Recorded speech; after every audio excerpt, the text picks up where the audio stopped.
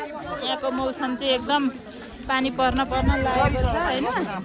अहिले हामी यहाँ भगवतीको दर्शन कालिम्पोङ भगवतीको दर्शन गर्न आएको छौँ।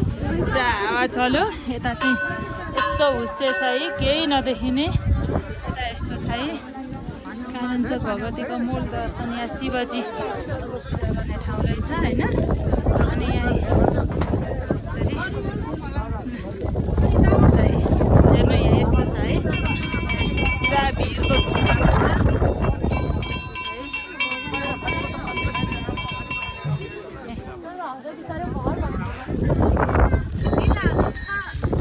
कालिम्पोङ भगवतीको दर्शन गर्नलाई चाहिँ हामीलाई नै भगवतीले जुराउनु भयो। यहाँ चाहिँ शिवजी पनि हुनुहुँदो रहेछ। अनि शिवजीलाई त्यहाँ पानी उम्रिएको पनि रहेछ, त्यो ठाउँमा चाहिँ शिवजी हुनुहुँदो रहेछ। अनि यता बाहिर चाहिँ पाथिभरा माता हुनुहुँदो रहेछ, अनि भित्र चाहिँ शिवजी हुनुहुँदो रहेछ। शिव पार्वती दुवैजनालाई चाहिँ यहाँ हुनुहुँदो रहेछ। दुवैजनाको दर्शन गर्न पायौँ।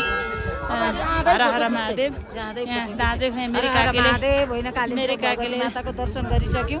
अब हामी फर्किँदैछौँ।